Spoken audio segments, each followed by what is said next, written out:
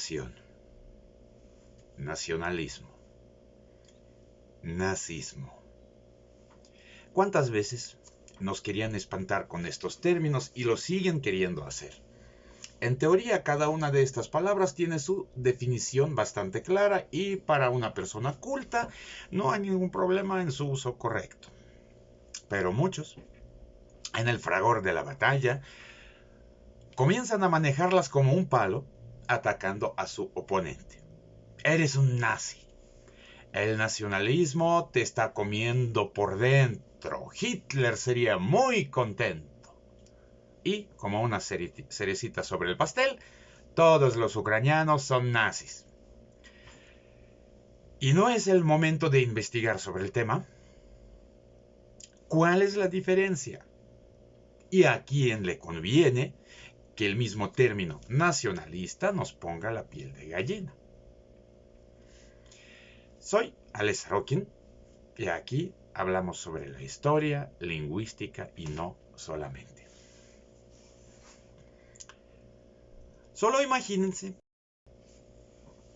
estás remodelando tu casa. Le cambias el piso, pintas las paredes, haces trabajos de plomería, todo para que tú y tus seres queridos viven en comodidad, a gusto, y de repente un vecino dice, no hagas nada. ¿Para qué quieres remodelaciones? De todas maneras no va a salir nada por una sencilla razón. Eres un perdedor, inútil, y la mejor casa la tengo yo. Es más, mejor sácate de este lugar y yo derrumbo tu casa para ampliar la mía. Por lo mientras, puedes vivir en mi cochera, ya que estoy de buen humor. En pocos términos, esta corta historia contiene toda la diferencia entre el nacionalismo y el nazismo. El nacionalismo se trata del amor y respeto a lo tuyo, tus tradiciones, tu idioma, tu cultura, del desarrollo y de la protección de todo lo que amas. El nazismo se trata de la idea de que tu exclusividad, que eres un elegido por Dios o por quien sea, y como consecuencia, el odio y el exterminio de los demás. El nacionalismo es amar lo tuyo, el nazismo es odiar a todo lo que no es tuyo y destruirlo. Primero, pongamos de acuerdo con respecto a los términos. ¿Qué es una nación? Un conjunto de personas unidas por un destino común, una historia común y la visión más o menos idéntica del futuro. Las interpretaciones del término nación se han cambiado durante el tiempo. Por ejemplo, antes era una parte indispensable de su definición la parte étnica, la unión étnica, por sangre.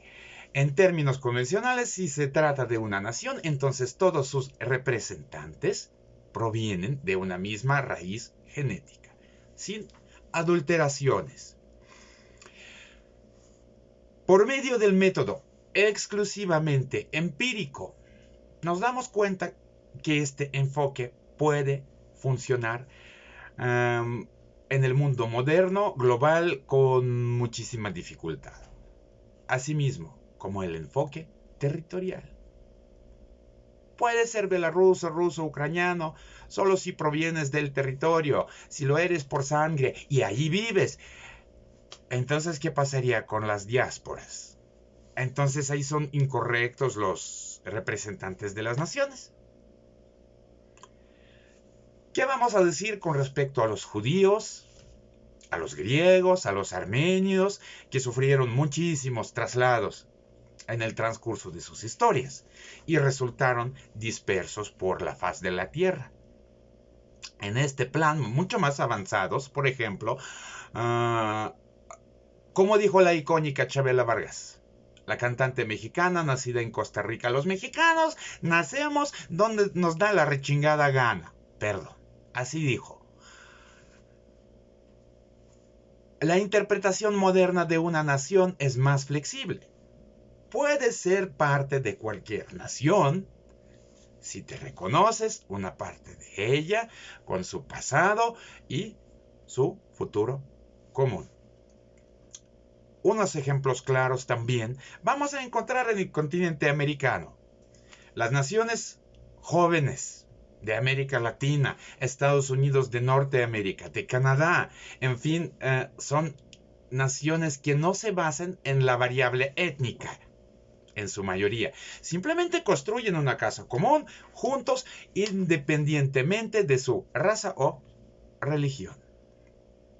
El nacionalismo nació en su época como respuesta a la idea monárquica, imperialista y colonial, en contra del esquema de que todo el pueblo son súbditos de un monarca.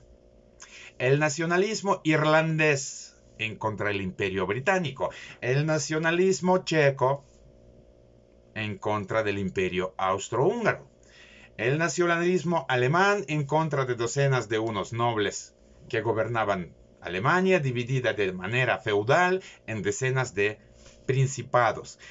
El nacionalismo belaruso y el ucraniano se maduró detrás de las rejas del imperio ruso.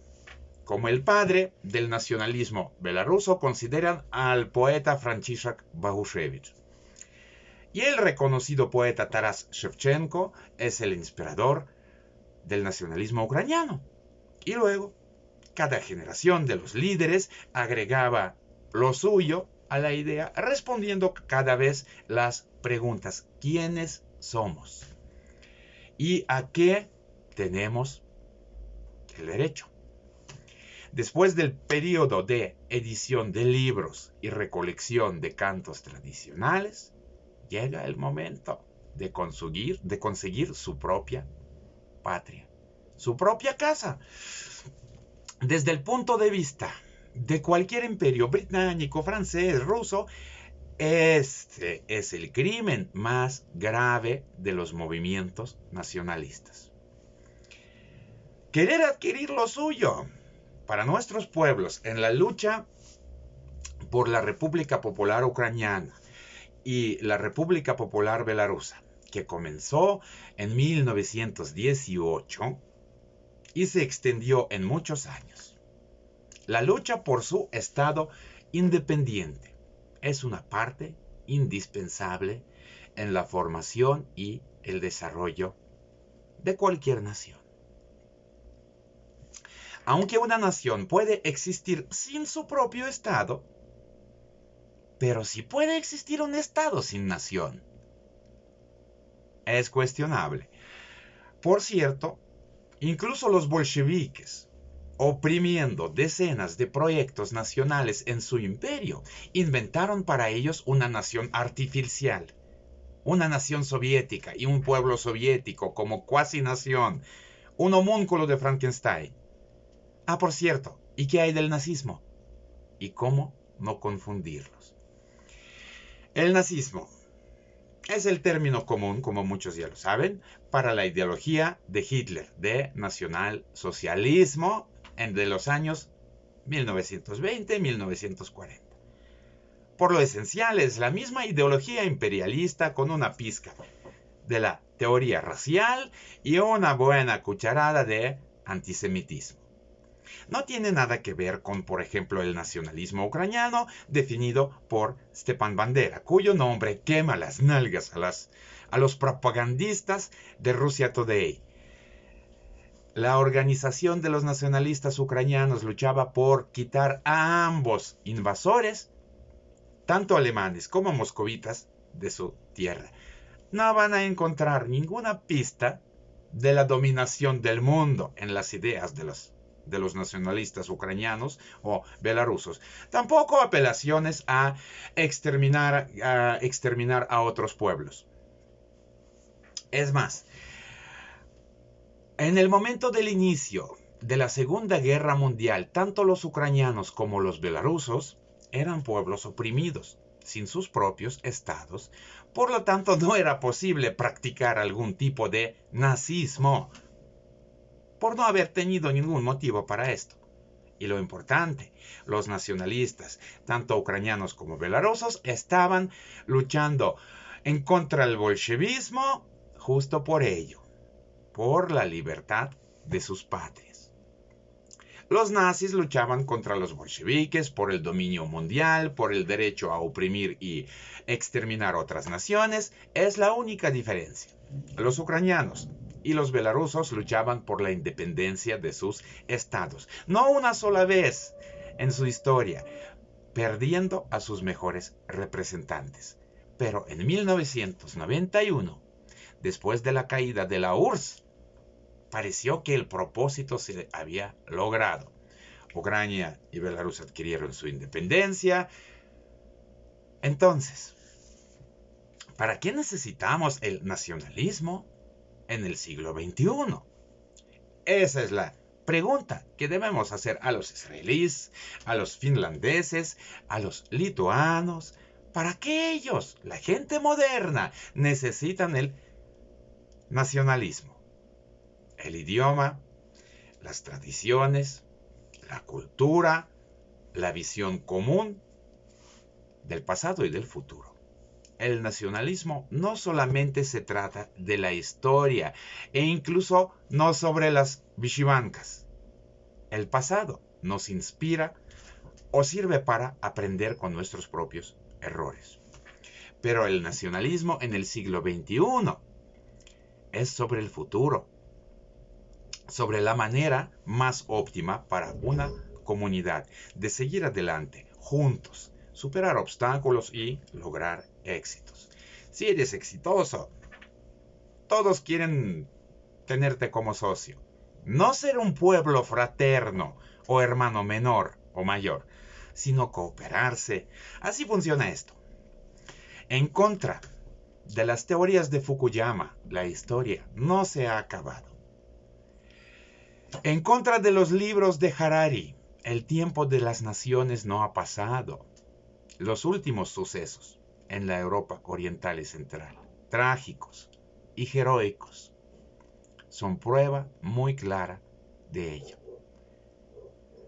Y ahora a pensar, ¿a quién le conviene quitarles a otros pueblos el derecho a ser naciones?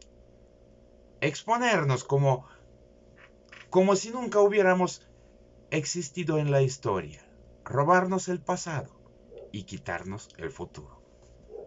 No parece ser una política bien pensada y desde hace mucho tiempo planeada por el último imperio en el continente europeo. El que según él lucha contra el nazismo, pero en la realidad sigue realizando todas sus prácticas. Porque el nazismo es el odio a lo ajeno y el nacionalismo es amar y proteger lo suyo.